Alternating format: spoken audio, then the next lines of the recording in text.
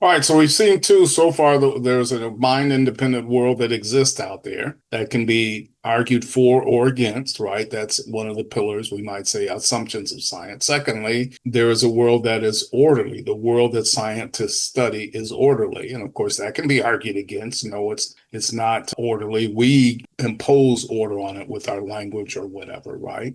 The third kind of presupposition that kind of, holds up science, we might say, and allows science to go forward is that objective truth exists, right? So objective truth is truth that he tells us we discover and not invent or construct, right? Not only is objective truth a presupposition of science for most advocates of scientism, so the folks in scientism folks believe this, but its reality presupposes a certain understanding of truth, namely the correspondence theory of truth, right? So this is really just the common sense view. Correspondence theory of truth, put most simply, he tells us, says that a proposition is true and or if and only if it corresponds to reality. So there are various views on truth, right? Coherence view, pragmatic view, consensus view, whatever. The correspondence view says that a proposition is true, right? If and only if it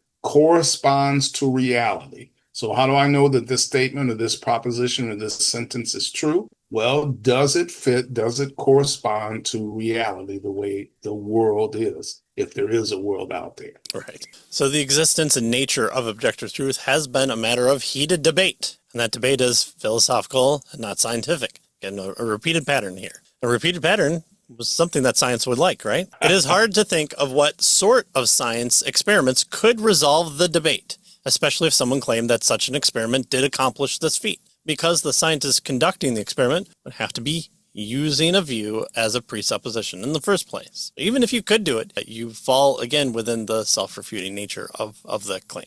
And so this is yet another assumption that is in conflict with scientism, since scientism excludes truths that cannot be verified or justified by the science itself. Yeah.